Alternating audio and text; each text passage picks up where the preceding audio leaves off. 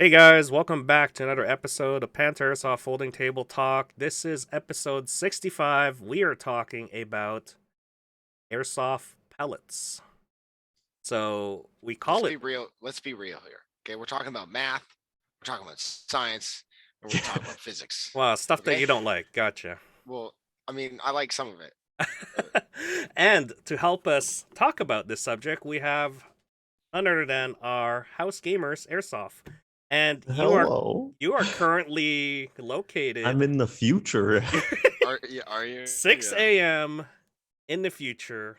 Well, I don't even know how many couple of hours ahead you are, but you're Yeah, I think pretty I'm nine hours ahead. yeah, you're pretty far ahead into the future. How are bitcoins right now? No. I can't disclose that information. Damn. I'm sorry. Insider trading. Damn. Insider trading. Yeah, all right. So how are you doing, Dayton? Welcome back, by the way. This is probably your Thanks third for time coming being on. here. Thanks for coming on. Yeah, thanks for coming on. How is Vienna? Give us the spicy secrets that you can't tell us. Yeah, how's work going? I've had a history of exposing information that I shouldn't expose, and I don't want to continue doing that. So I'm going to watch my tongue a little bit today. Yes, yes. No secrets today, guys. Unfortunately, he has been told. Not on purpose, at least. All right, and how is it over there? Is it hey, it's 6 a.m. I'm sure everybody's asleep still, but like how is it Yeah. there? No, it's fantastic. Been playing Airsoft. I had a little bit of trouble with some tech issues, but no, the Airsoft games have been fantastic. I got to play with a couple cool guns, and I'm working on my own little project over here.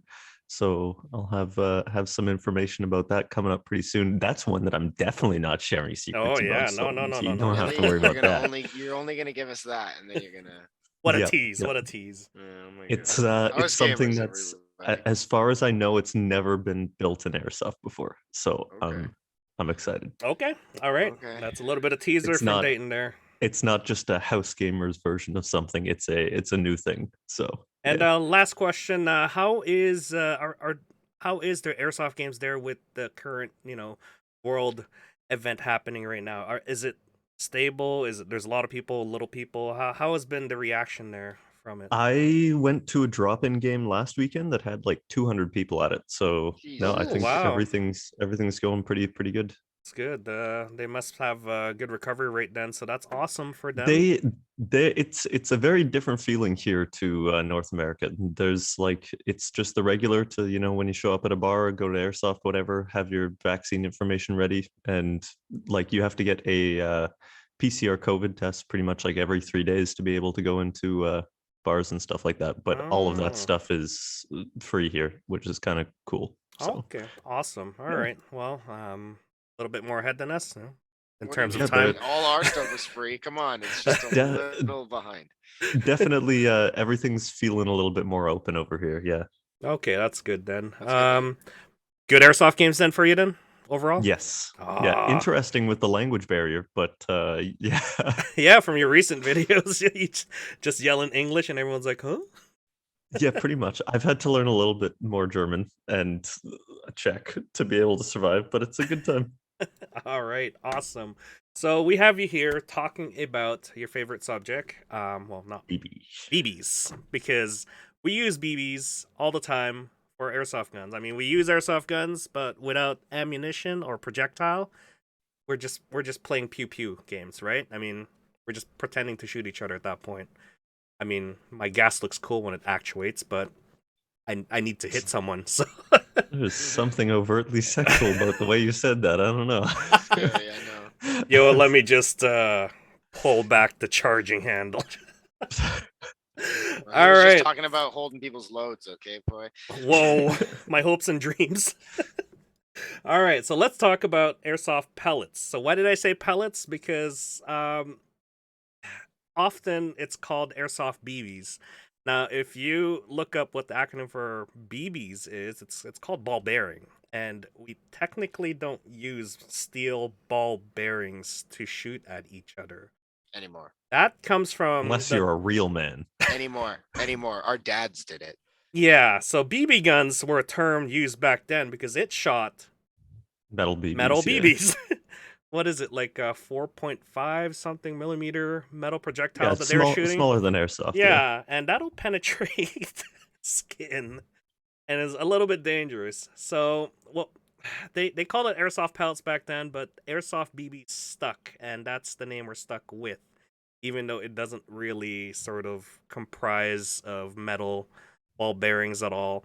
Um, Most common weights that we use for Airsoft BBs are like, 12 gram, point 20 grams, 0.25, 28 threes, 4 grams, and it goes even for. I know you've used something like 4 6s, right, Dayton? Like Yeah, that's I mean, like when you get to the Fives, bigger yeah. sized ones, you get up to like 0.5 gram, 0.52.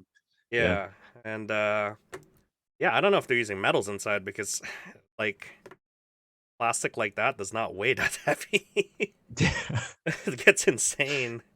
Okay, so yeah, that's why I mentioned airsoft pellets because of the fact that yeah, that's what they're technically called, but for now on, we're gonna refer to airsoft BBs because this is what everybody is familiar with. Um, We took back the name. we took back the name, yeah. So the most common sizes are basically 6 millimeter for the diameter. Now they're not actually 6 millimeter; they're close to like 5.9, 5 point, or like point, like 5.9 something something. Like it's a couple You usually of have like a 0.01 yeah, point zero 0.01 or area point of, zero 0.05 yeah. sort of difference, like minus from 6 millimeter. We just round off to 6 millimeter, and of course the uh the barrels that we have are bigger than 6 millimeter. It's gonna be like 6.1 at least. It's not actually exact 6, unless it's a really really tight fit.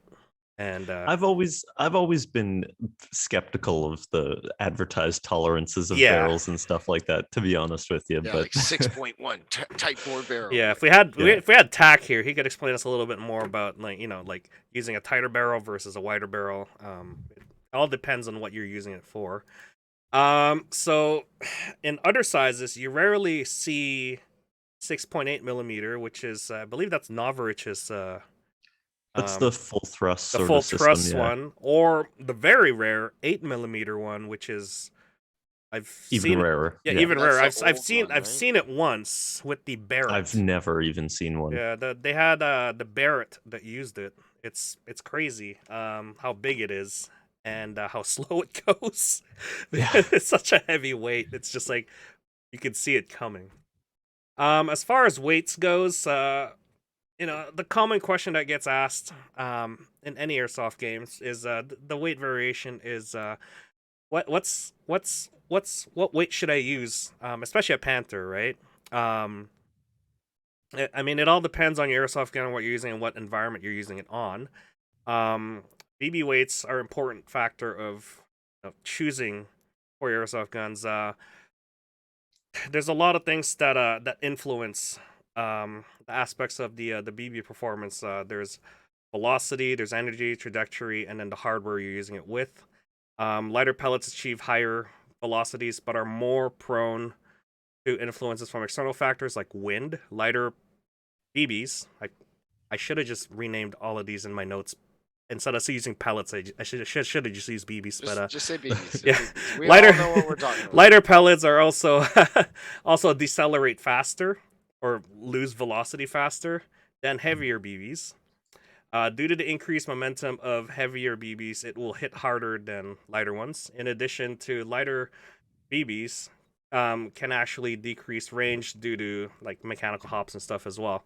So the lighter it is, the more influence it gets from external factors like wind, Mhm. and the lighter it is, the faster it decelerates versus a heavier BB. So this is why then you use a much more heavier BB because you're shooting at a much more extreme range. Is that correct? Yeah, you want the external forces to have as little effect on your BB as possible. Yeah, yeah. And what is your sweet spot right now for weights when it comes to shooting? Let's say your VSR 10, for instance. So for me, yeah, with sniping, I like to use like 0.46 is probably like my go-to. And then whenever, honestly, like I don't like using lightweight BBs at all. Like the lightest I'll go is 0.28, even for like indoor. Mm, I don't mind the time to target. I prefer just having a nice, straight, consistent shot. okay, okay. So let's jump into another topic here, which is basically energy. Lighter BBs have high. Pellets.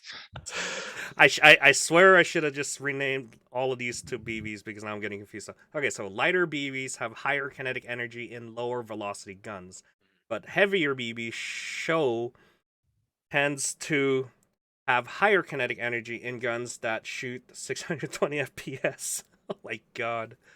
So I just took these notes from, Ouch. yeah, that's pretty heavy. So yeah, what they're saying is basically saying higher kinetic energy in lower velocity guns. So if you're shooting a point .2 at a low velocity gun, it's gonna go boom. Well, I mean, in theory, in a vacuum, it'll be consistent, you know, because a heavier weight BB will take more energy to accelerate. So if you're Ah, using the same amount of force to accelerate it, it'll be moving slower, but have the same kinetic energy as a lightweight BB. But we don't play airsoft in a vacuum. So as gotcha. soon as it, Yet, Dayton. Is yet, Yet. is this yet. why they use joules instead of FPS for measuring Yeah, so energy? joules are a measure of energy rather than a measure of FPS because I mean that's why we say, you know, you chrono airsoft BBs with a point .2. That way you have Gotcha. a consistent mass the whole way through. Because if you shoot a point .3 and a point .2 at the same velocity, the point .3 gram BB has much more energy. Ooh. Okay, gotcha. All right, another one here is trajectory. The curvature of the projectile determines its range. Lighter BBs typically result in more curvature or unpredictable trajectory, although using hop up can flatten and regulate and extend the trajectory. Is that this is all you, Dayton, because you know all about the curvature of Yeah, BBs. that's I mean when you play sniping, it's every little type of influence on the BB is you know, at 300 feet, 250 feet, it's exponentially more sort of visible than if you're playing, you know, close up, because even a tiny little angle difference in your hop up can change, you know, 2 3 feet at 300 feet in your trajectory. So the So trajectory is all about the bucking at that point. Is that correct, or is it something to do with the barrel as well? it everything, bucking, barrel, wind, temperature, angle you're shooting at, like everything. It's got so many different variations in trajectory when you're playing at longer distances. And as well as the rotation of the Earth, if it goes that far. Well, I don't know about that, but What? I don't remember learning about that. Coriolis effect, yeah, that's thanks. Yeah, it doesn't go that far to take into effect, unfortunately, but hey, gotta consider it, right? well, I mean, Um, it would all have to do with time to target. If you could get the BB to stay in the air for long enough, yeah, it would have an effect. But it's then you're getting into it gets so complicated when you start to deal with like longer flight times. that's a lot of It's math. That's a lot of it math. gets very complicated. So, speaking of trajectory, what was your furthest shot ever, and when? Um, I think my furthest shot ever was at there's probably two of them. One was at a Desert Fox event game at abandoned Air Force Base, Yeah. where I shot like 2 blocks basically from like window to window, which like as soon as I got the shot, I was like dumbfounded because I sort of lobbed it at like a 45-degree angle almost, and it reached the guy. Jeez. Lucky shot, But yeah. the other one, a lot of people have seen. It's the one at the what was the event? It was Tranquil. the It was Red One where Dawn. you're in the snow bunker with Chris, right? no, it was the I was way up on the rooftop of Yeah, that fire station. Red Dawn. Red Dawn. Yeah, it Yeah. was at Red Oh, okay. Dawn. Kamloops, yep. Tranquil. That was another really long shot. Yeah, you shot that from a Um high angle too. So yeah. So One interesting thing when you're shooting from high positions is you get to take advantage of what's called the Magnuson effect or the Magnus effect. I can't remember exactly. Um, Basically, rotating bodies have interesting properties when they start to get to longer distances because you really get to take more advantage of lift. So when you're shooting like from point to point in normal airsoft, you're usually at the same altitude. But if you're shooting from a higher altitude to a lower altitude, it actually takes sort of like an S curve sort of thing. So if you were to shoot completely horizontally, it would sort of go out, down, and then it would sort of balance out and reach and keep going out. So it's like snaking its way through. Is that what you're talking yeah, about? it snakes its way Wow. through. Okay. So it's really interesting. You can get a lot more distance, and being able to exploit that is how you get the longest distance shots. If you shoot from a higher altitude to a lower altitude, you'll get much further shots than you would if you're shooting like same point to same point altitude wise. Okay. And as far as temperatures go, I know Desert Fox was in a desert environment. Did heat make a difference in that shot? More so than heat, it's like the amount of wetness in the air, the humidity. Humidity, yeah.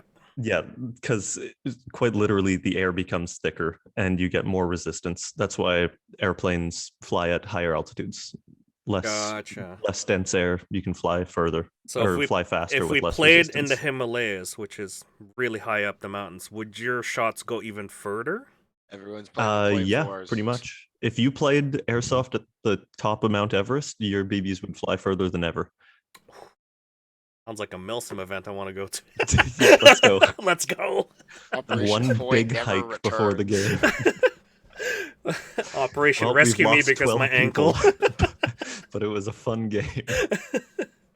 So another topic here with the what factors or performance is hardware. So having upgraded hardware or the best hardware, the best, like a Noverage gun, for instance, would that take into effect of how well your shots are going to be? Consistency wise, yes, but in theory, if you're working with the same amount of initial energy, every gun is going to have the same potential to go the same range. The only difference is how much work you've put into making as many external forces be as small as possible. Gotcha. So be that, little imperfections in the barrel that give tiny little variations to trajectory, or your hop up, maybe it's pushing a little bit harder on the left side than the right side, or you're tilting your gun a tiny bit to the left or right, how windy it is that day, the difference in humidity, the difference in direction of air. Like I've played games where the wind, you're shooting through laneways and houses and buildings, and wind is acting on it for Crosswinds, yeah, wind is really strong for like half a second, but then there's no wind for half a second, and then there's wind heavy in the other direction for half a second. There's so many different forces that can act on a BB when you're shooting. It's crazy. So not only are you having to deal with hardware consistency and differentials, you're also having to deal with external forces at hand. That's what you're saying? In the end, you don't have control over those. So what you want to do is put as much effort as you can into And the hardware. in the hardware. Gotcha. I mean, that's all you can control. So, and I know I didn't put this in there, but does skill play a factor in how well you can land these shots? Yeah, people really underestimate how much holding your gun straight and knowing your hop up and how it shoots affects your shooting. Yep. Like I don't know how many times I've been out on a field and seen newer players holding their guns at an angle, trying to shoot around corners and look tactical, but in actuality, all they're doing is making it so that every one of their BBs goes woohoo. Yeah, I'm gonna be honest because That's when a technical term, by the way. That's like, this is not how airsoft hop up works around the globe. Yeah, when I tried out sniping for the first time, when I got the what is it, the ASG M40?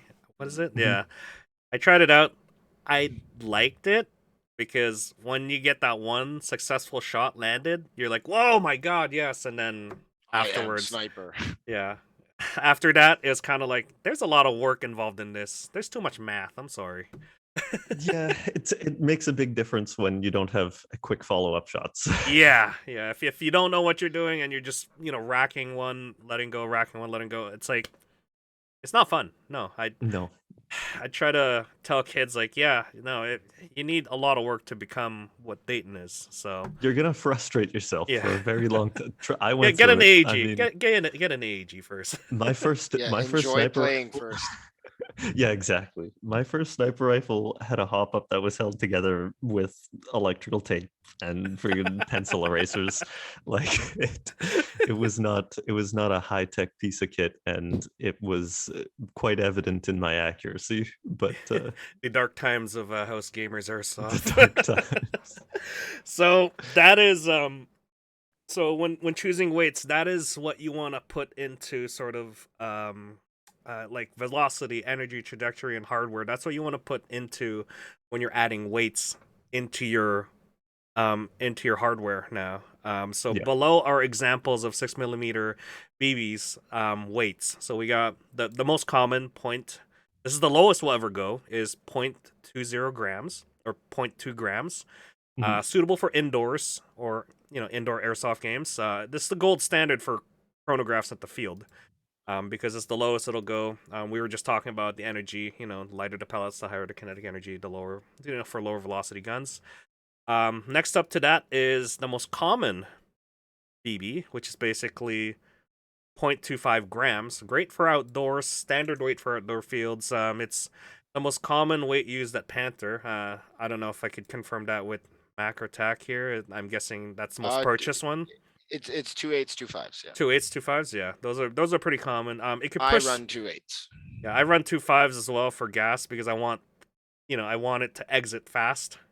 And my engagement distances are pretty close range anyway, so I'm not Yep. looking for Mhm. like hopping it crazy or anything like that. No, well, I got 250 feet, and that's Yeah, it. If I need to hit you, I'll move closer. yeah, so it can push through slight winds and light bush environments as well. Yeah, it'll go through. It's about Uh, time to target. The yeah, lighter it is, the faster it's Exactly. yeah, moving with the Exactly. yeah. same sort of With energy. So HPA, yeah. I do run 3s, but that's No. yeah, that's just So for when you're measuring HPA. We use 3s at our field just Oh, because okay. that helps factor in any jewel creep or anything like that. Oh, I see. Gotcha. So I guess we'll move up to like 2.8s and 3.8 grams. They're premium BBs at this point. Um, like it's a slight upgrade from, or it's a very big upgrade from 2.5s. Heavier weight BBs can carry a projectile further and more accurately. The heavier it gets though, the more expensive Mhm. it gets. So that's the downside of heavier BB. yeah. And then we're gonna push up to 0.4 gram or more. Basically your standard sniper BBs. I think you go as low as 3.8s for your stuff, Dayton, right?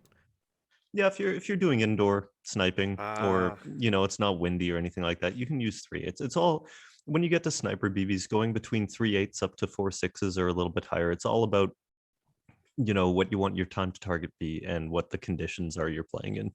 Mhm. okay. I feel that's got to be the main issue, right? Exactly. Yeah, if you're pushing beyond 240 FPS, yeah, you want to use heavier weights. Yep. But your engagement distance goes further because it gets dangerous at the close range part. So that's why we always have the minimum engagement distance. What is it for snipers right now at Panther and DMRs, I believe? So anything above 450 all the way up to 480, right, is allowed to, or it has 80-foot MED and a mandatory sidearm. There you go. Yep. And yeah, so that's just the weights portion, guys. Again, it is influenced by velocity, energy, trajectory, and hardware. Don't think that a single weight BB will be a factor to having impressively good shots or like it's a commonly asked questions. Like I said, yeah, if you're looking for what weight, go with the common one first. If you're using a sniper rifle, yeah, you want to push up to the heavier weights. HPA, what is it, minimum of 0.3, you said, Mac? Yeah, well, Yeah, so basically, I For know people chronoing, yeah. that for play, chronoing, yeah. yeah, for chronoing and for play. I use them for play that way, but I do know some people who run lighter weights out of HPA, but Most of those choices come down to like range choices and stuff like that. It's more for CQB stuff and everything. Like I don't know. I mean, Tax here, he can tell you. Hey, what? Sorry. Hey, sorry guys. I had to go deal with some life things. It's all good. I am back. So we sorry, were just Dayton. we were just going through weights at this point, and I was mentioning that it is influenced by velocity, energy, trajectory, and the hardware you're using. Before you start considering 6 mm weights, you need to consider those facts into consideration. So we were just talking about the different weights here, and what weights do you use at the field, Tack? Well, it depends. I like the fact that we have a wide ranging availability, allows you to utilize, them in certain situations. Obviously, people are going to have themselves tuned for certain situations and like that. But like, if you have yourself a tuned gun and then you have a good hop up where you have a lot of adjustability and stuff like that, and it's able to and be capable of reaching those higher, thresholds and stuff like that with heavy weights, um, then being able to use all of them. Like I guess at Panther, all round I use 2.8s just because those are your best right now because of the certain situation that we're in. The most economical, plus the fact that it's super efficient for when you get down to the math of it and stuff like that to use a 2.8 and stuff like that. After that, cost is another factor and whatnot. If you're playing a lot of like outdoor long range stuff, I'll switch to like 3.6s. I don't usually put anything heavier than that in my AEGs, although you can, right? I just don't see it feasible, especially now. Maybe, a couple of years ago it would have been no problem, but Yep. And we'll now jump it's into the supply expensive. chain issues in a bit here, but yeah, I get what you mean. It is like, as I was mentioning, the higher you go into weight, the more expensive it gets. But in the last couple of years, that's exponentially gone up a little bit more. Like, Yeah, Mhm. and if Every you if time. you have a good hop up, right, like you can get away with using twos. Like if, for city and stuff like that, honestly, I would stick with twos. Because you gain the velocity. Like, trust me, people aren't as fast as they think they are. And if you're trying to like compensate for like speed versus like effect and stuff like that, like I have no problem getting people with twos and stuff like that. I know that the heavier weights you go, the slower things are, right? Like to some of my guns, they only shoot like 250, 260 or something, like with fours, right? So that's kind of slow. I know with my Mark 23, I know Dayton's probably seen this too. You can shoot it and you just watch it Yeah. floating, and then floats. it's like it's gonna hit that guy. Don't move, don't move. Yes, like it's almost comical actually, right? So yeah, that's what I would say. You can use 2.5s, but again, CQB. I, Don't I hurt each other. I think we need a future segment on just the Mark 23 alone because Oh, I would be so down. I don't know why, but it seems to be a standard for airsoft pistols Should be and your first pistol. sniper pistol to begin with because there's so Should- many. We were talking about velocity, energy, trajectory, and the hardware. There's so like all the factors are perfectly there for it when you modify the hardware properly, right? Yeah. And I've seen Dayton, like I've seen you shoot that thing further than AEGs, for instance. It's It was crazy. further yeah. than sniper rifles, bro. It is Yeah. a sniper rifle. It's awesome when you have it like tuned to the tits, man. Not even joking. It like for the longest time before I got into using AEGs and stuff like that, I probably used my Mark 23. And then when I noticed that Dayton also had one, I was like, now I know who's shooting me from the other side of the field. Right? Because like no joke, you're gonna start hearing these heavy weights, and if the guy's missing, you just hear a thunk, and you're like, wait, what? And then by that time, you're already shot because you're just like, he was adjusting. He was learning. Yeah, so, So I think we'll have you a know. segment on that because it would be an interesting pistol to go through. Yeah, We haven't with done a that lot of one, pistols, yeah. heavyweights only, baby. Okay. All right. Thanks for your input there for weights because Mhm. it's a huge factor in The an cost airsoft is a gun. big thing. Yeah, Cost is and a big thing, I there's think. cost. Yeah, and like I said, it's all influenced by velocity, energy, trajectory, and then the hardware Mhm. you're using. All right, so let's get into the next topic here, which is basically variations. There's many different types of BBs used in situation. Let's look through some of the common ones that we use in the field. So we use the most common one to use is biodegradable. This is a requirement by Panther because we are a environmental, like we have to be safe with the environment, as we're environmentally protected in our area. We ensure that all customers use biodegradable BBs. I will link you guys a video of Novrich's factory here on how they And make once again, BBs. I'll just do a little clip here. I will grab it here and just put it into our chat. But let me just play this clip here for the audience, and should be about 4 minutes. I'll stop it at 4 minutes. the machines are too loud. So let's voice over that part of the production. The new machines work pretty much the same as the old ones, but they work cleaner and have tighter tolerances. The polymer that gets used for the Novrich Sniper BBs is brand new granulate. No recycled stuff is used to keep the quality standard high. So the raw material gets sucked through those pipes into the dosing unit, where it gets the right ratio for each weight.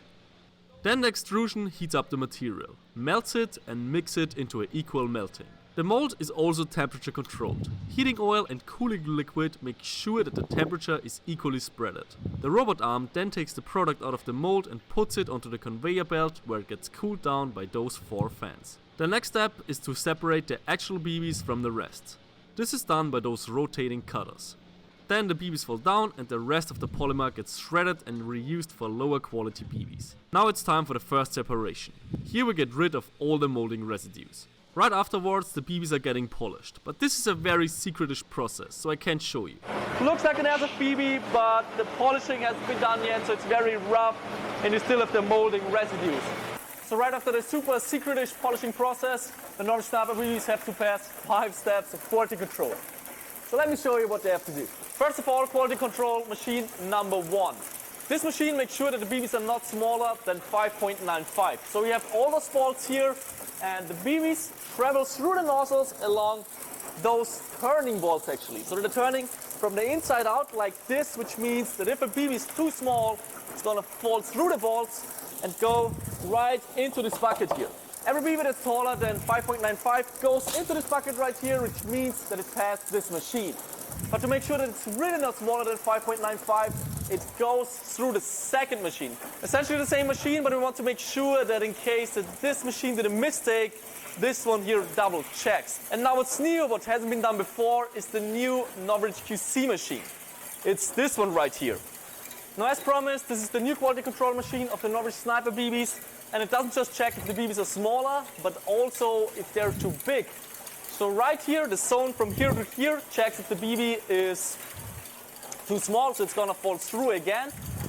And right here is the area where all the 5.95 BBs go through. That's this bucket right here. But if they're too big, they travel all along. Since they're too big, obviously, they can't go through. So everything that's taller than 5.95 goes into the bucket right here.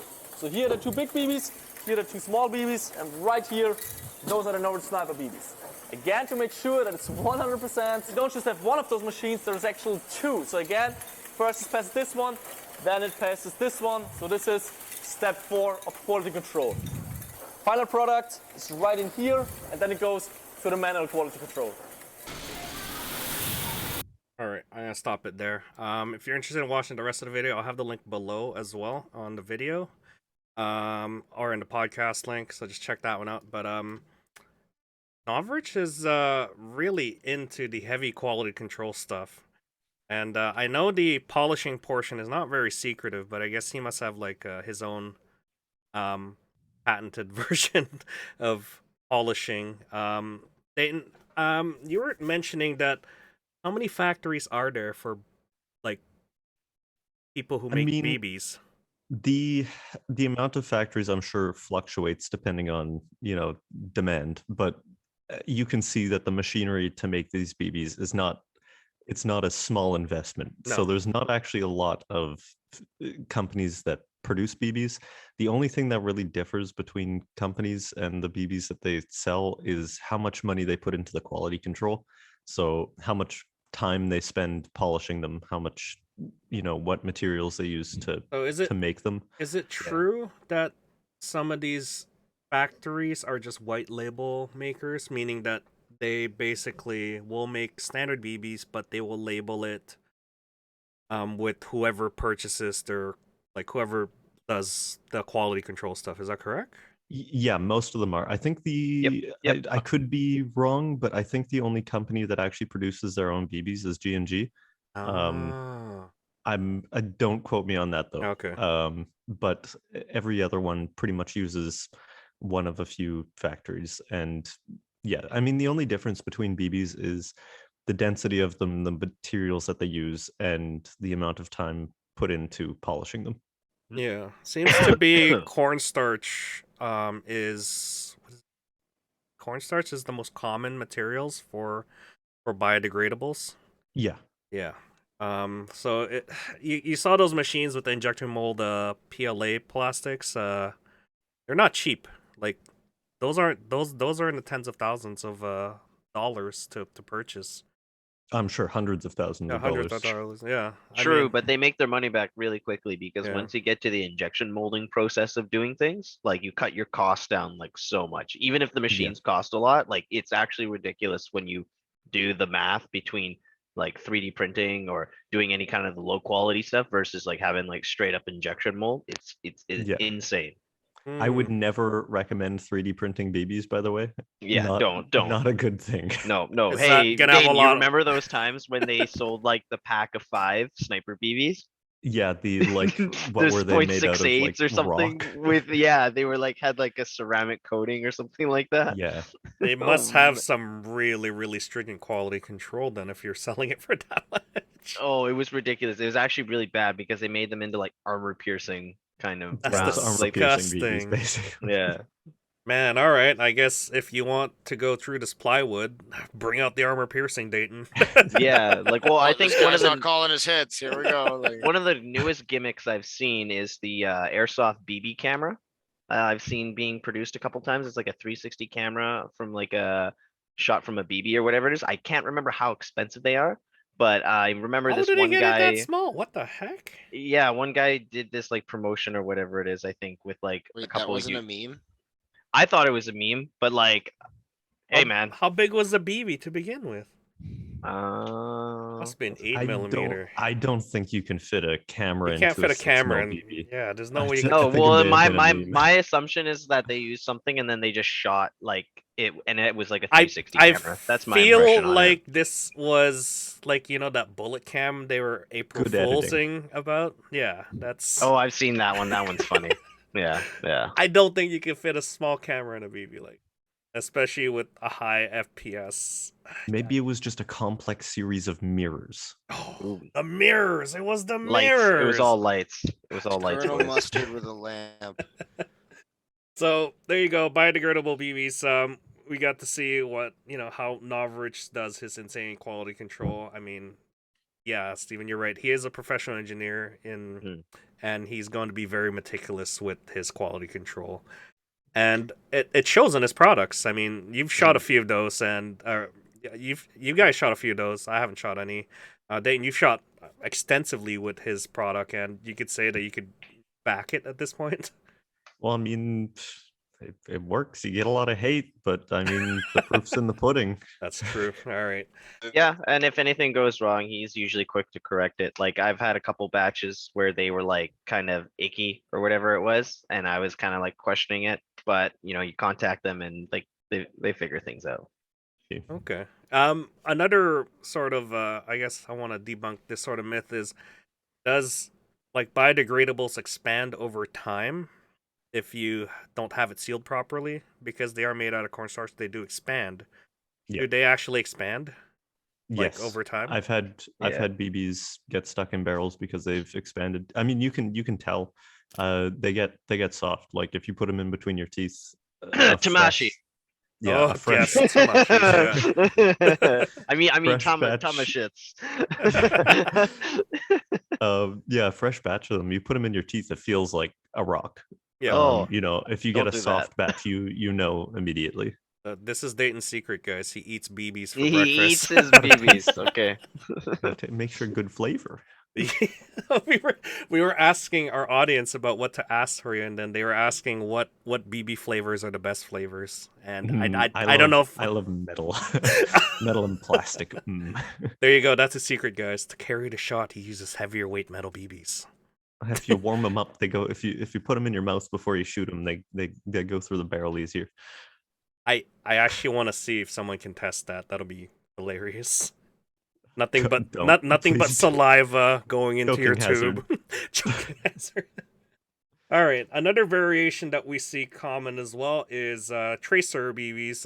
Basically the same thing. It just has a luminescence that is mixed in with it, so it needs a tracer unit, which is attached to the front of the gun or the magazine. I haven't seen a lot of the magazine versions that flash the BBs as they go. Yeah. Tracer units yeah. are a little bit more common because they flash it as it exits. Mhm. And like I said, it has materials in there that has luminescence, or what is it, like glow in the dark stuff, basically. Yeah. And you could have red, green. What other colors we have? I've only ever seen red or green, honestly. Yeah, I think That's mostly all it's it just red is. and Yeah. green. Yeah, you can get yellow ones, but I've only seen those in like Yeah. Asian parts of the world. Yeah, you want to get those green tracer BBs for those RPD and like Kalishnikov memes because green tracers are the best. Yeah. I mean, in the end, it's all basically just those stars that we used to stick to Yeah, the ceiling. pretty when you much. were a kid. It's the same Yeah. thing. Some of them are not biodegradable. I could tell you that much. So just be careful with those. Look for the biodegradable ones. They also cost a lot. By the way, they're usually like $10 more than whatever Yeah. the weight suggested is. So prepare to Pay more.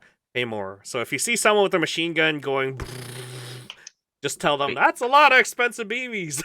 Yep. Watch their bank account drain. Yeah. Mhm. Somebody's sponsored. Thought you were financially stable. Oh my God. Squid Game memes. What are you doing here? Oh my gosh. And the last one, I don't know if you guys ever used this, but there's non-traceable BBs or pellets. Black one. Stuff that are black. I've only Yeah, seen I've them. used I've those. only seen them a few times. I don't know if Yeah. you've seen any of them, Dayton. Or... Yeah. Yeah, I used those for a little while. Only use those if you have your gun already tuned with visible BBs. Otherwise, you're going to be really unhappy. Why am I not hitting him? Oh yeah. Oh, I ran into that. Oh. Oh man. Okay, so there you go. There's different variations of BBs. There's a little bit more into the mix here, but I just wanted to pick out the common ones that we get at Panther. Biodegradables is what we use, but there are stuff that aren't biodegradable that are great for indoors. Yeah, other than that, there's really not much to variations of BBs. It's more to do with weight. And I guess we'll jump into the next one here, which is very unfamiliar territory to me, but I'm sure Tack and Dayton can go through this. Is a lot of the physics involved in here. I'm sure Dayton's putting on his lab coat and his glasses pushed up. Okay, Mac has left the chat. And explain to us, Mr. Scientist, or smart people, what is the physics in BB, and why is it important? There's the physics really isn't that complicated. It I know when people It hear looks physics, complicated. yeah, it looks complicated, but The it's graphs, literally man. It's the graphs.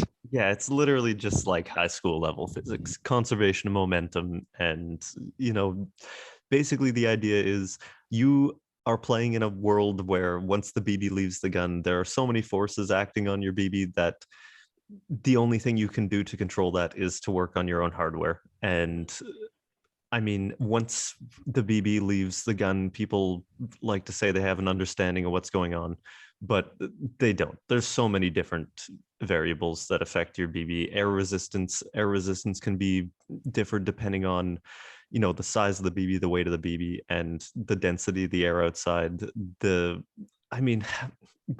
It can get so complicated.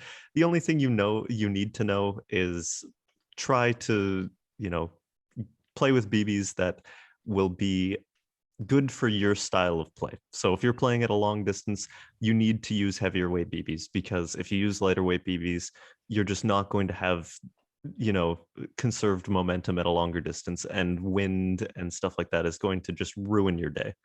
So it doesn't get that complicated. I mean, the main thing you just have to know is you want to find a nice middle ground between your time to target, so how long the BB is going to be flying in the air, and then also having a heavy enough weight that wind isn't going to affect it. Maybe your hop up's a little bit dirty, your barrel's a little bit dirty, and that's going to have a difference on your trajectory as well. But if you use a heavier weight BB, it won't be as amplified as if you're using a lightweight BB. So it's not that hard. You can get into more complicated stuff and try and calculate, making the absolute perfect shot by looking at crosswinds and stuff like that. But we're not shooting rifles, we're shooting airsoft guns at like 300 feet or less. The time that it would take you to calculate crosswinds and stuff like that with wind resistance, air density, stuff like that, in 2 seconds, all the atmospheric conditions are changed and everything you're trying to calculate is wrong. So basically with airsoft, you just got to look at 2 different things: time to target and how windy the conditions are outside. That's all you can control. And if anybody is trying to tell you that you need to pay attention to more than that, they're dreaming. They're trying hard. They're trying to sound a lot smarter than they are. Okay. Yeah, BCAMF here posted a lot of work, but momentum equals mass times velocity. And kinetic energy or joules is basically kinetic energy equals kinetic energy is half the 1/2 mass of your mass times and velocity squared. times the velocity. Okay. But an interesting thing, actually.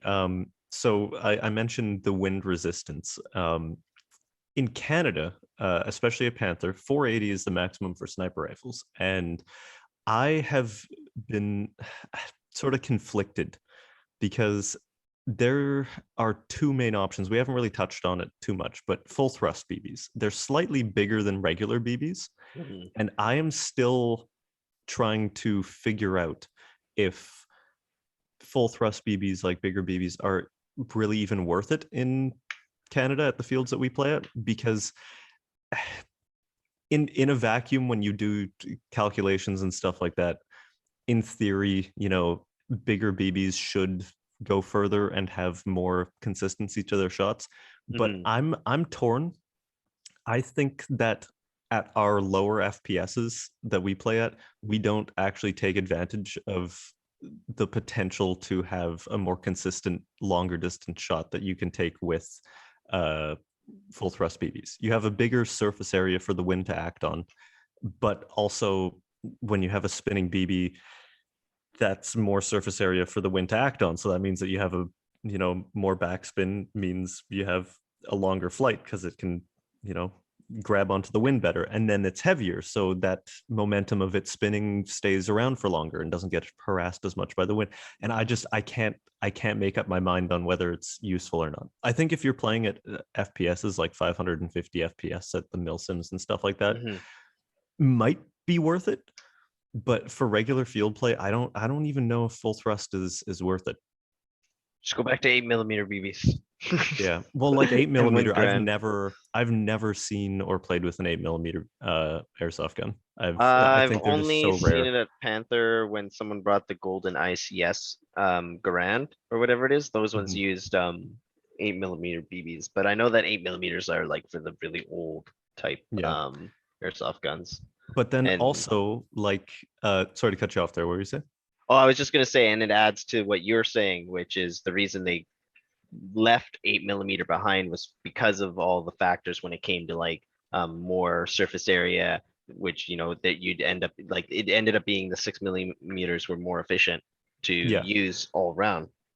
But that being said, there is another sort of aspect to full thrust BBs and bigger BBs. I mean, when you play airsoft, the reason why it hurts is because your body is slowing down the BB. Whatever leftover kinetic energy it has, when it hits you, your body has to deaccelerate the BB.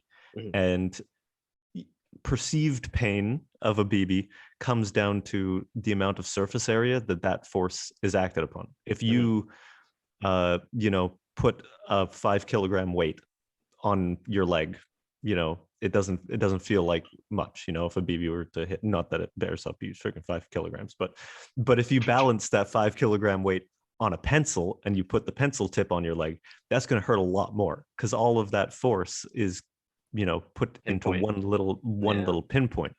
So technically full thrust BBs are safer. They hurt less because, you know, the force is spread out. Now, yes, it's a sphere, so there's an infinitely small point that it's connecting to you with, but people are squishy, so, you know, it wraps around. But yeah, technically full thrust BBs hurt less and could be a solution to playing airsoft with higher kinetic energies, because it gives you a larger surface area to deaccelerate the BB with. But I think it proportionally will change. You know, you play with a higher energy with a bigger BB, it's going to hurt the same as a lower energy with a smaller BB. But maybe with that higher energy, bigger BB, we can play at bigger ranges and stuff like that. So I don't know. I think it would be interesting to test out, and maybe in the future, airsoft can have different rules for playing with full thrust systems, because, you know, perceived pain is a little bit different. But that's something that hasn't really been explored, I don't think. Yeah, because we already have different weights of BBs. Introducing different sizes now is Again, it wouldn't be introducing it. It would just be like reiterating it. Yeah, it would be redesigning the rules for it, Yeah, because true. right now it's just it's all based off of the joule. It's all based off of, you know, safety. the mass and the kinetic energy behind it. It doesn't really take into account the differing perceived pain of a larger BB and stuff like that. But that's all. I mean, once you get into that, there's so many more ways for people to abuse and, you know, make changes to make BBs hurt more and stuff like that. There's But a lot of math involved at that point just to keep Yeah. everybody safe. I get it. Yeah. yeah. So what would But be I don't know, it'd be interesting. what would be the perfect mat for your BB ballistics then, in terms of if you want to shoot longer and as well as keeping it safe and the weight wise? There's going to be a lot of math here for sure, but Yeah, it gets complicated, but I mean, yeah, BCMFs like I here said, said 6.44 millimeters at 0.4 weight is probably a sweet spot if his yeah, math is correct. probably something there. Just because when I say like it doesn't transfer over, it's because like with a larger BB, you do have a lot more wind resistance, and you don't. If you're playing with the same rules as a 6mm BB to a 6.44 millimeter BB, if you're using the same energy for the same weight BB, the larger BB is going to have less range because it has a larger surface area for the wind to act on. If you have a heavier BB that's larger, I mean, it differs a little bit because you have a little higher kinetic energy if you're at the same velocity. But again, it's so I honestly think that in a vacuum, yeah, on paper it might be different, but in practice, when you go out and play, there are so many different variables that it's going to be a negligible distance or a difference. Sorry, I think full thrust is more of a something that maybe you can take advantage of for like milsim and stuff like that. But for regular field play, I honestly don't think there's a difference. And I've played with both of them for a long time, and I think if there is a difference, it's negligible and honestly different from shot to shot. You might have one shot where a 6mm BB is better than a full thrust, and then one where the full thrust one is better just because of external forces changing. Okay, all right. And ECMF here saying again that other factors would be cylinder variations, type 1, 2, 3, based upon air compression and volume. So this is talking hardware now instead of BB ballistics at this point. I mean, the hardware What's can the change next all you variable, want. right? Yeah, the hardware can change all you want, but once the BB leaves the barrel, it's acted upon equally, independent of your hardware. Now, Gotcha. when you're talking about hardware, there are some things you want to pay attention to. For sniping specifically, you want to look at the volume of the air inside your cylinder compared to the volume of air inside your barrel.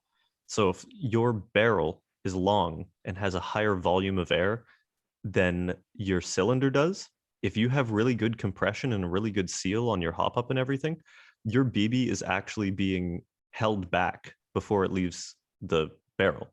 It's close to a closed system because the BB is so tight in the barrel that if you shoot and all of the air is expelled out of the cylinder and put into the barrel, and the BB is still not out of the barrel, you actually have a vacuum behind the BB slowing it down before it leaves the barrel. So you want to pay attention and make sure that the cylinder size and the barrel size are equal, or the cylinder size is bigger than the barrel, because you don't want to get that vacuum acting on it. Wow. And I feel like that's something that happens more with the full thrust systems. I think you really have to try to get, like, you'd have to have a pretty long barrel for a 6mm barrel to have a larger volume than a cylinder. But so like a 2-to-12, and that's what BCMF here is mentioning, is 2-to-12 ratio. I'm guessing that's from cylinder to barrel.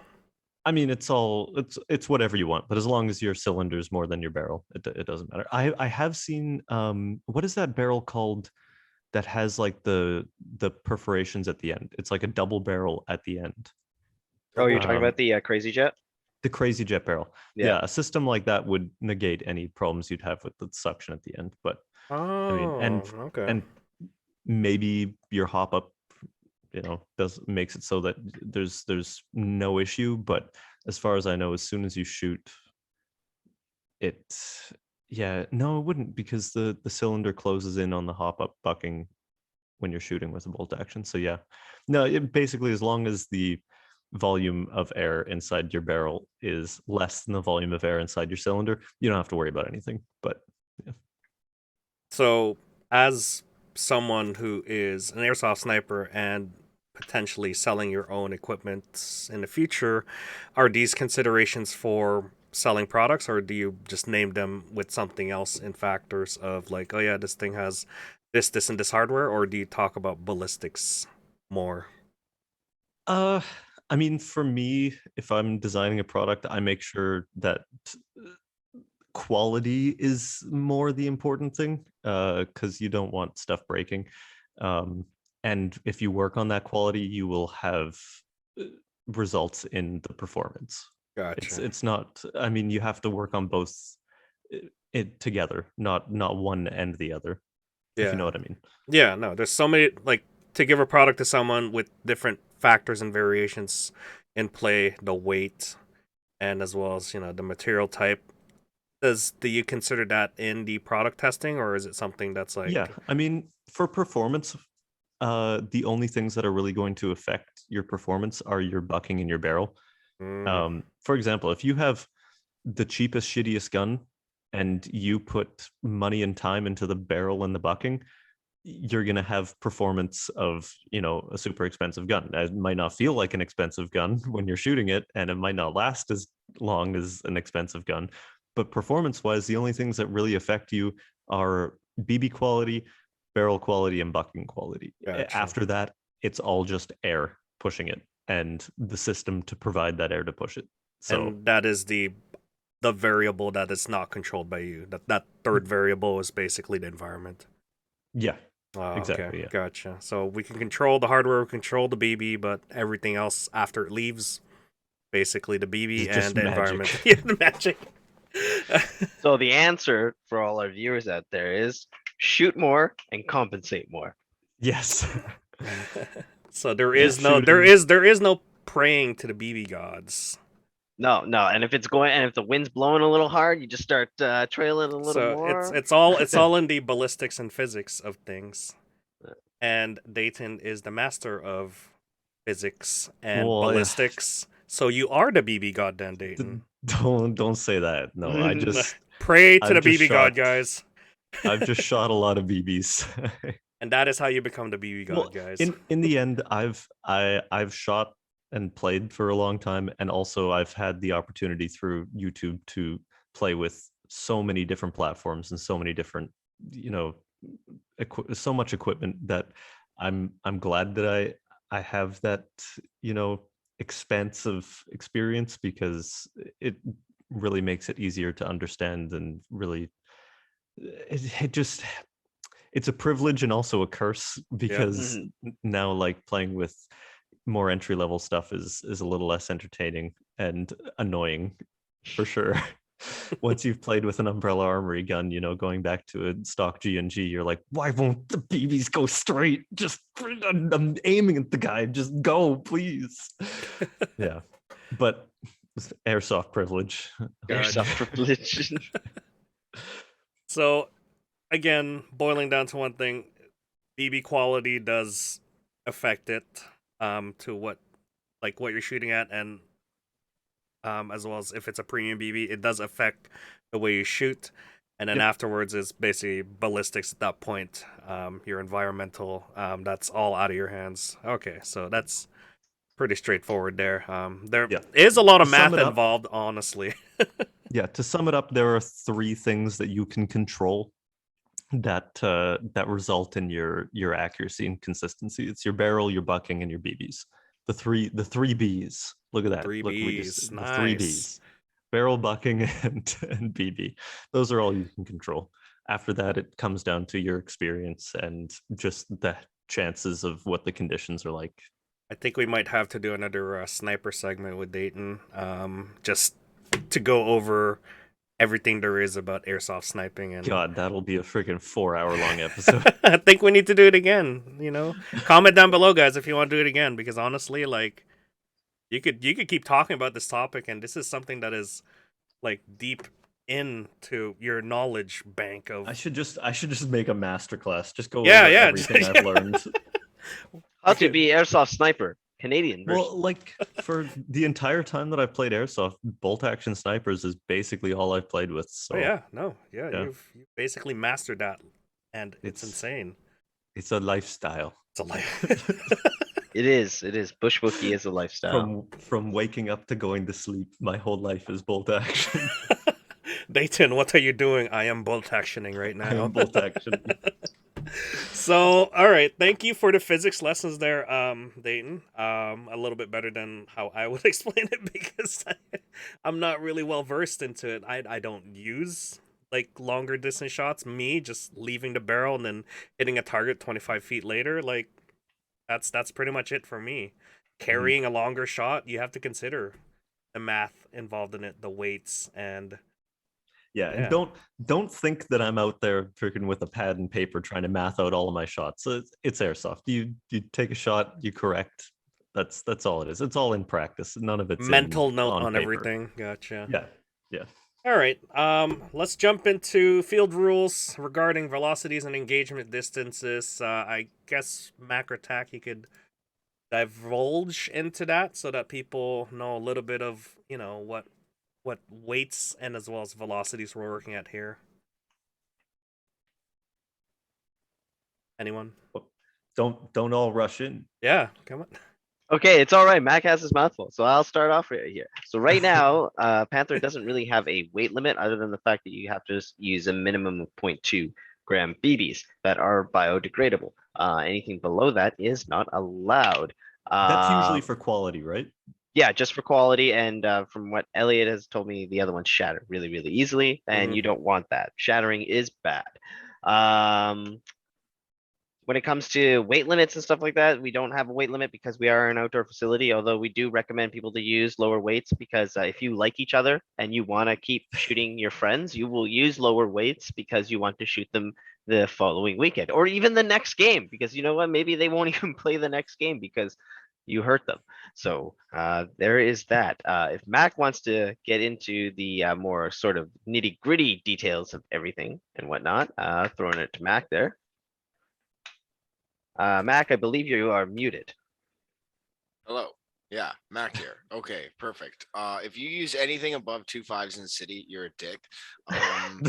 If you basically are playing and using 0.4s and you're not a bolt action sniper, you're a dick. Now that being said, with DMRs, a lot of people set their guns up and then they tell me that they're a DMR. You still have full auto. Don't fucking lie to me, okay? Either you put a screw into your gun and you lock that out, or you go buy a gun that actually is a DMR, okay? 7.62 variant, let's go, okay? If you can spend this kind of money to tune your guns up, you can spend your money to get the right kind of gun too, okay? Don't be stupid, let's play. Don't be stupid. Other than that, yeah, we're not going to police people on the weights that they're playing with, but we have to remember that Airsoft is an honor system and an honorable game. So that being said, take into the considerations of what Tack said and what I just said. Don't be fucking dick. Yeah, we'll all have a good time. Okay. All right. Other than like the standard, field rules and stuff like that when it comes to the FPS limits, right? Where 419 and below is, your standard AEG limits, and then anything above 420 to 479 is a DMR, and then 480 is your or no, wait, no, sorry. No, 450. 450 is your DMR, and 450 to 480 is your bolt action sniper. Let me say that again. Bolt action sniper. I've caught a couple DMRs thinking that they were bolt action snipers. No. Technically, my system is still bolt action. It is a bolt. Yeah, if you want to know hacks, look at Dayton's videos, because he found a real cheeky way of keeping keeping the rules. you can't. You just gotta get mad. That's it. You look at it and you're like, I'm mad that you have a brain. you hacked this. You hacked the rules. You played the game. You played the game well. You? Hey. And who told you the secret? To be fair, I would not. The reason why I haven't released that system and let people have it is because I know it's unfair. I use it, and I use it respectively. I respect the power. I don't abuse it, and I don't use it all the time. If that hits the market, now I'm gonna have to check everyone's FCUs and be like, "You got sniper delay, boy? Let me see that." Huh? 1 second delay? little side piece. It's funny. I was talking to Christoph a little while ago, and he says one of his biggest regrets about running Novrich and making the Novrich SSG 10 and all that stuff is back when he started, if you had a sniper rifle that had range and accuracy and could shoot 300 feet, it was because you put in the time and the effort, and you knew what you were doing. You'd played for a while, and you deserved that. Yeah. Now you buy his gun and you can shoot that far day one. Everyone's a sniper now. Yeah. He brought everyone's dream together because of his hard work, and then he's like, I hate myself. Wait a sec. Yeah, get shot all the time. I'm telling you, it's not for everybody though. There are certain traits and qualities to be, like Dayton or Novrich even, right? So the VSR combo, not gonna lie, would cost you like $2,000 to to make it all, and that's not including the gun already. Like, I've heard some crazy numbers from some guys who made a really crazy VSR 10, and props to them for that, right? But like Dayton just said, it's pretty easy now. Feeling the norm. Kind of sad. It's the norm. All right, well, let's loop back into BB stuff here. So trusted brands. We'll start locally here. BLS is something that we see here a lot of. They're pretty much common in Trigger. They're pretty common in the East Coast as well. Toronto Airsoft has a lot of them. Toronto Airsoft has their own brand, but I think it's under BLS as well. Yeah, if I remember correctly. If you get BLS, it's like after I think it's over 1,000 bags or something like that, you can get your own branding. That makes sense. All right, and of course Novrich is in here. KSC Bio BBs. Crytek makes their own Vulcan, GNG. Tamashi. Tamashi. Yeah. There's a whole bunch of other BBs out there. Elite Force. Yeah. I mean, guys in the EU, we'll talk about Griffin BBs. Griffins. Jeff's BBs. So what you're saying is true, and there are just a small amount of factories making it, aren't they all just basically the same at this point? 25% chance. I would say otherwise. Like, I think like what Dayton was saying earlier about Christoph's factory and stuff like that. Like, there might be a facility that makes them, but the end polishing and the process that it goes through is like up to that secondary company. I think it's similar to like airsoft barrels, right? Like where you can order batches from PDI, but then you do the after, polishing and stuff like that. Okay. So, I think it's similar to that, where you take the time to polish it more, or you find another company that polishes control it more afterwards. Yeah, because I know guys in the EU, and I get into this fight, and when I say EU, I mean like UK and stuff like that, where they're all like, no, these BBs are all polished. EU, Jack. Yeah. We'll be talking about that later. Right. Hey, yeah, but talking with those guys, they talk about like Longbow or Jeff's BBs or whatever it is, and how like they polish themselves there and whatnot. So is it is it the polishing that costs more and adds the quality to it, and the 100%. QC as well?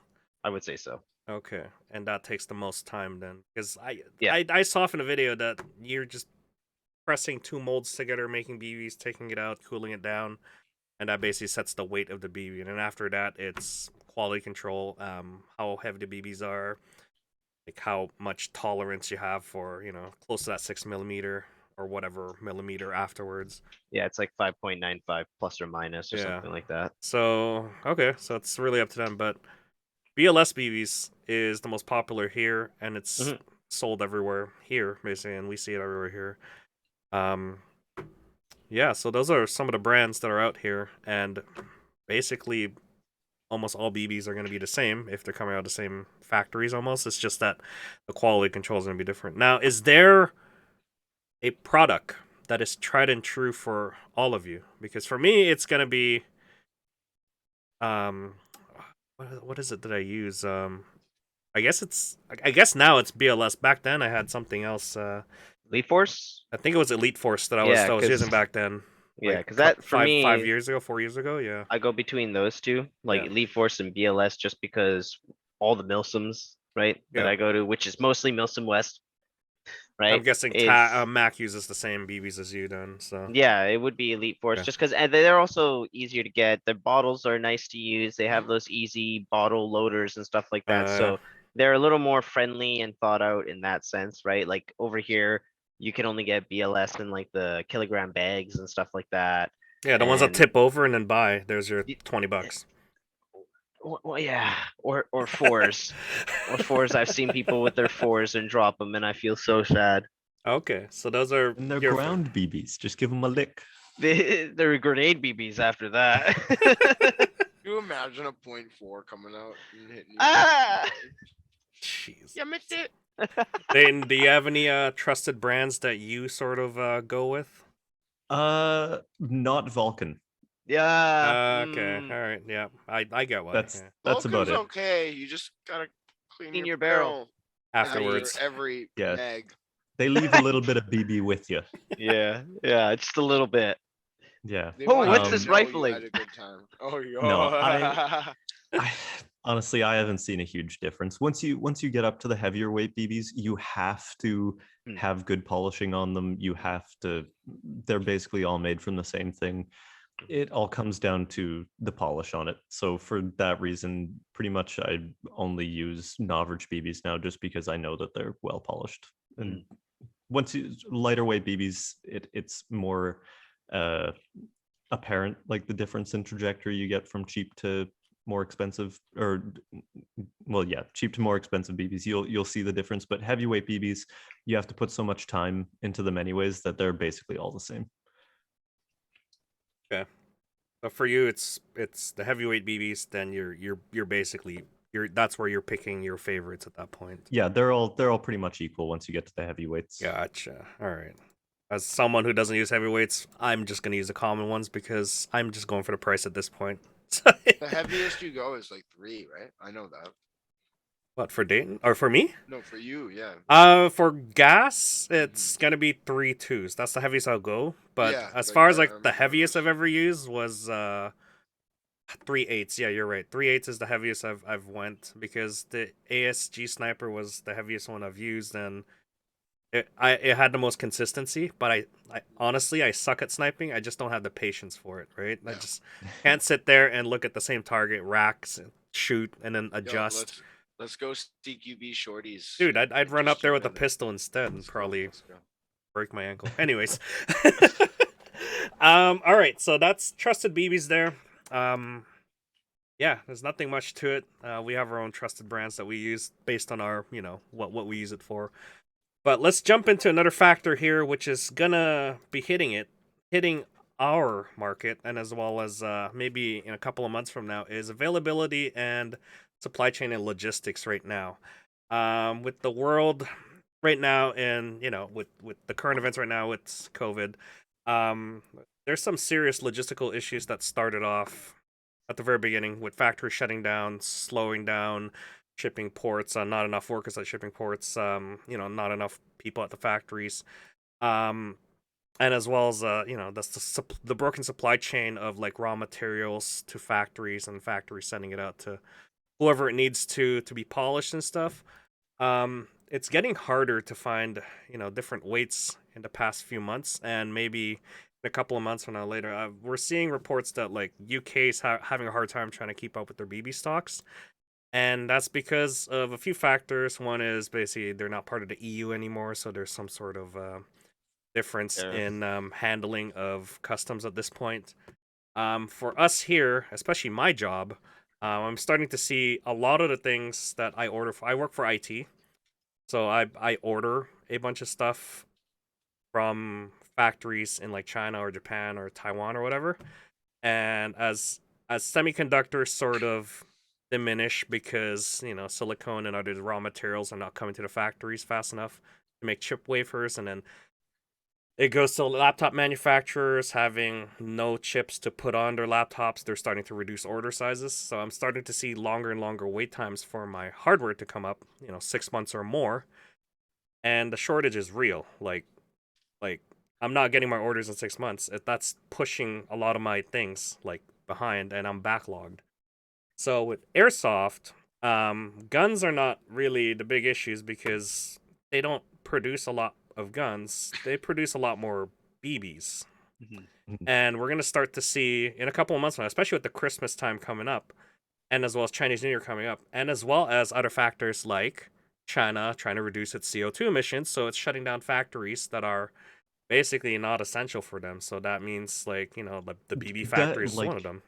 Yeah, it's not even like they're shutting them down. Like I know firsthand there are factories that people use to produce products that have their power shut down Yep.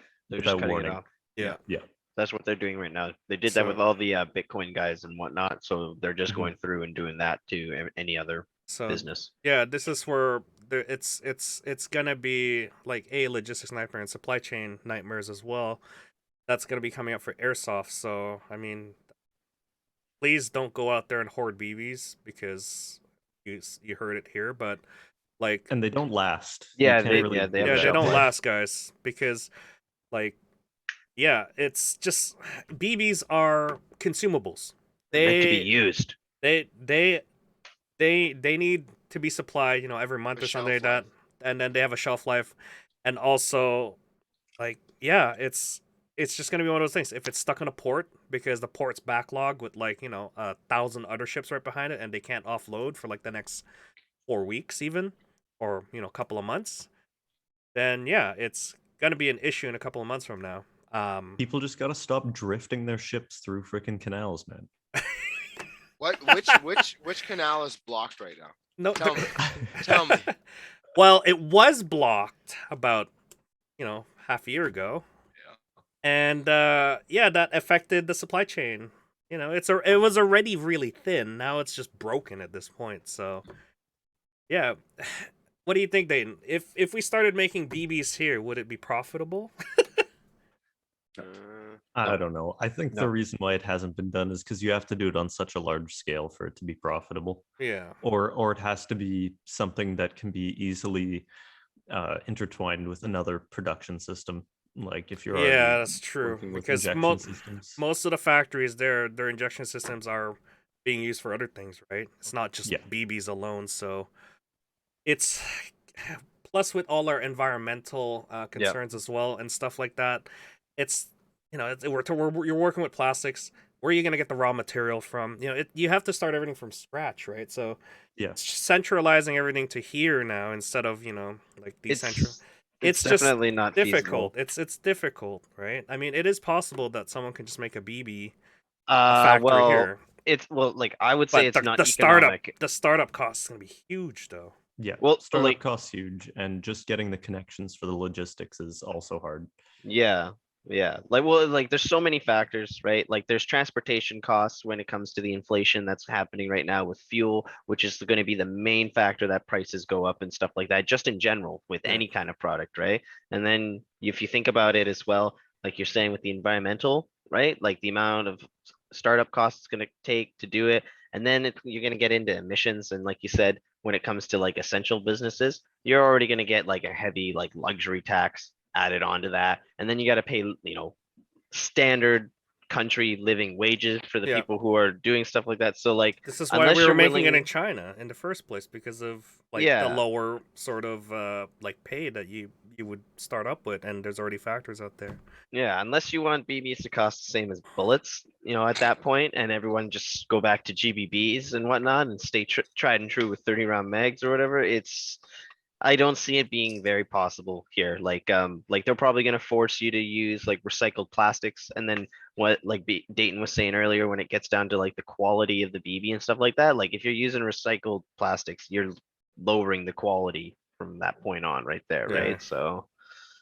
So there is a point where enough is enough, and if prices go up, shipping costs goes up. Is there a point in continuing doing business over that side versus here? Because if it were to balance out and it's a little bit cheaper to make it here, wouldn't it be possible to just make it here, you think? It would, of course, it would be possible to make it here. The only problem is to make the product competitively priced. You can't. You just can't. The biggest factor would be the startup cost and the cost of labor. It would just be like each bag of BBs, like you said, would have to be like the price of buying real ammo. It just wouldn't be feasible. Well, you just have to call them Freedom BBs, make them in America, and just No, just make them maple syrup BBs, dude.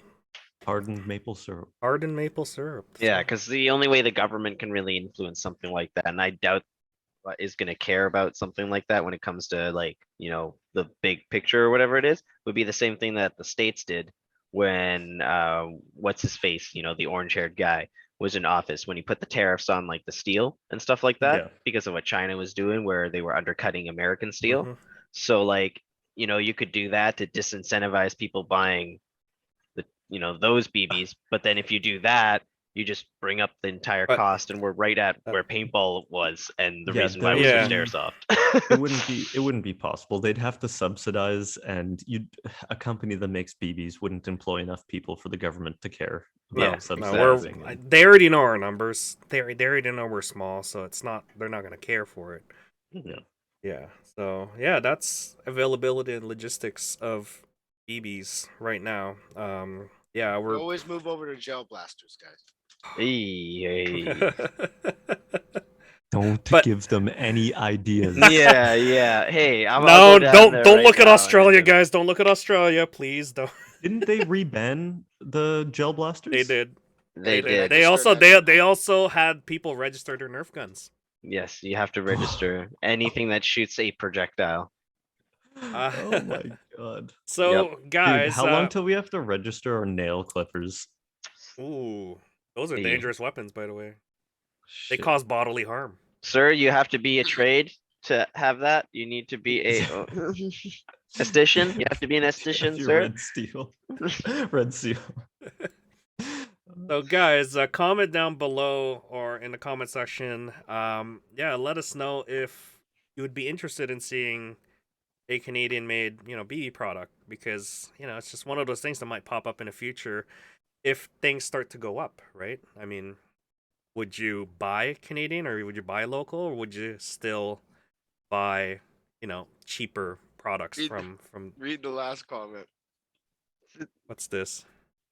True, but imagine a multifaceted maple-infused Tim Hortons fueled Canadian airsoft company that makes everything coming from America. Oh my god. Oh my god. Tim Hortons, I'm please on it. sponsor us. Yeah, right? Dayton's gonna be all over that.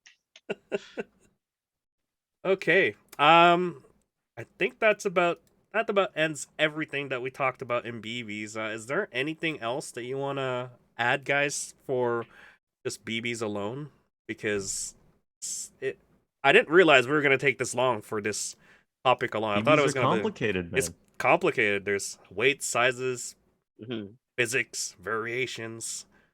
You got to test it out. That's Personal really experience. Right? Yeah, exactly. It comes down to how much money you've spent, what you like, what's readily available, and what you play with, right? Like I play with what my wallet lets me play with. So, you know. In the end, if BBs come out of the end of your gun, you can get kills with it. Doesn't matter what you're using. Yeah, exactly. Prove that. I've proved that. You have video on it. Oh man. Okay. Yeah. Let's see here. Are there any questions from the? Oh yeah. Is there any questions from our live audience right now? Again, guys, if you haven't done so, join our Discord, and you can be part of this. Every Thursday we do a podcast. Well, some Thursdays, but you know, we've been at it for like 65 episodes. Hey, Let's be that's a honest good here. question for Dayton before we lose him. Yeah, go ahead. Okay, so Mike from BC AMF is just saying that where are you on regards to your prototype project rifle? He's like, I've never felt a rifle with a smoother action outside of real steel. Oh, I'm still working on it. I've sort of put that on the back burner just because what the factory that I'm using to make that happen is one of the ones being affected by a lot of those problems. But I can tease a little bit of what I'm working on. I don't know. I don't want to give away too much information. Yeah, don't give do out it. too much. No, Don't no, do no, no. it. Teaser, Don't good do teaser. it. Okay, Hiatus, but you still want to work on it. Yeah, I'm still. It's not off the table. I'm It's still not working gone. on it, Exactly, and it's I coming. still have. I've put in way too much work into it to scrap the whole project. So Perfect. don't worry, it's still happening. I'm now more so aiming for it to be. I still want it to be approachable by mid-level players, but I'm really wanting it to be a rifle that you can show off more so than it just being something that anyone can buy. So I'm putting a lot more work into that, but I'm working on a new project that is something that, as far as I know, has never been made in Airsoft. It's going to be. It's gonna be different. It's gonna be really, really different, and I promise it's gonna be fun to play with. But it's not gonna be for everybody. But it's gonna be it's gonna be cool. It's good. It's gonna make That sounds you, exciting. It will make you play Airsoft like you have never played Airsoft before. You're going to have to completely change your strategy when you play Airsoft. It's gonna be Dayton, good. does this thing go boom, zip, zap, or whack? No, nothing. No. It's Not a Carl no. Gustav. Gotcha. All Oh, right. okay. All right. Don't you worry. I And think I it's know what it hopefully- is, but I think I'll let the audience guess. It should hopefully be something that you can add to your kit, but will completely change how you play the game. It's Cup, anti-fog. cup Yep. holder. Cup holder. House It's a cup gamers holder. anti-fog. It's a cup holder. House Everybody, it's a cup gamers, holder. house gamers cup holder. Okay. Yes. All right. Well, I think that is it. I don't want to waste too much of your time here, Dayton. I know it's what is it? Almost like 7:30 there or something. So Yeah, I'm Oh going my back to God. bed. yeah, you're going back to bed. I Don't gotta go to don't bed. you have work to do at the Novrich house here? Yeah, but I'm not usually up this early. Quick 1 hour power nap and we'll be back. Oh to my it. gosh. So, Dayton, we are going to get breakfast. All right. Well, Dayton, thank you very much. Yeah. Do enjoy your Friday. It is Friday there, Mhm. by the way. Yes. Or Saturday if you're listening to this on a Friday. Whichever one comes first. You're in the future. It doesn't matter. Yep. You're way ahead of us. Yeah. Yep. Talking to future Yeah. Dayton. Thank you very much for your wisdom and knowledge in regards You to sure did. Thank BBs. you for having me. Mhm. Thank you for listening to me ramble. And this has been a great TED Talk for you. Yeah, thanks for honest- taking time out of your Honestly, time, man. if you want to do another sniper segment or ghillie suit segment, let us know because we're more than happy to have you on board again to talk about topics that you like because Mhm. Somebody will listen to me. I'll be there. somebody. All right. Okay. Nothing else from our host. That is it for episode 65. This has been Airsoft Pellets, also What? known as BBs.